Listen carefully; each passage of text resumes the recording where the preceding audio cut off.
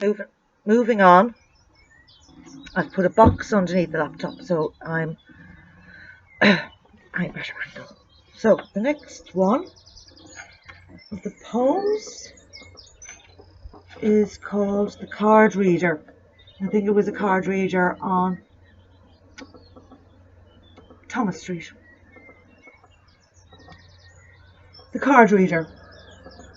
You know someone with a T, a C and a W. She's a slapper. You know someone with a H and an S and a D. He's no good for you.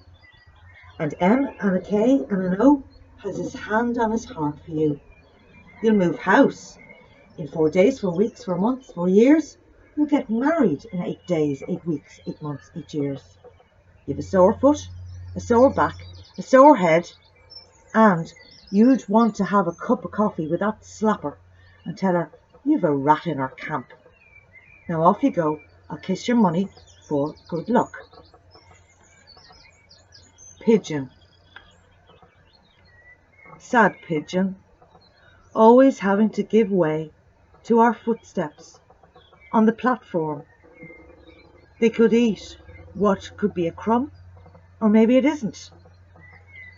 Choosing to live on scraps, fatty foods, chips, vomit leftovers from weekend binges. I tell them there are so many berries this year that the branches are laden down with elder, rowan, blackberry. How come you don't take a trip out to the country? Maybe the country doesn't exist for them. City buildings have become their sea cliffs.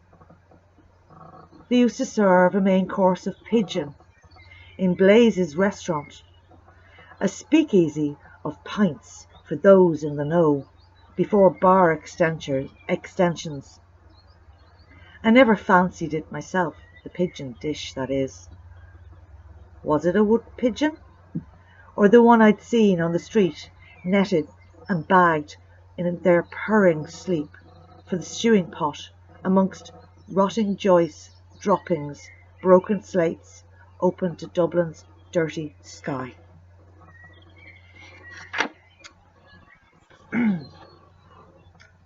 The quilt. I spread old material over polished mahogany boards, old scraps and pieces, remnants from my sister's dressmaking. Maxies, middies, minis, my mother's dressmaking, summer dresses, curtains, calico and cotton, our family's history in material, out of bags and boxes, orange sofa covers, dress dances, summer blue, still full with colour. And with my lunchbox lid, I cut out squares and piled them up, ready to stitch together, with red hues being the main theme.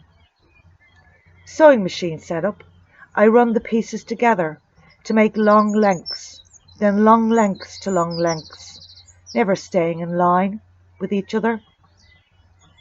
Running out of material, my mam lends a hand, and into Arnott's we go, to ask for remnants, samples, which had no history, but would finish the job, and backing the quilted white dressing gown material for the back to hold it all together and give it more warmth. When it got too big, too heavy, Mam helped out, held and guided the gathered quilt through a complaining machine. Finally finished, the multicoloured quilt spread over my single 10-year-old box room bed. Mother's help.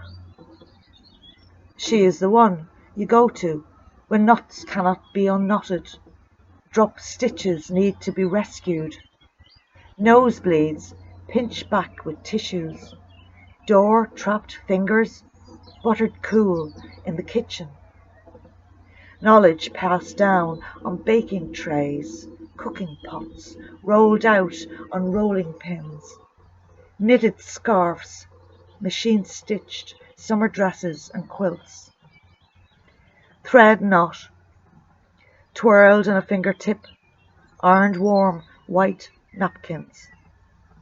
penciled out carefully into a small, simple circle.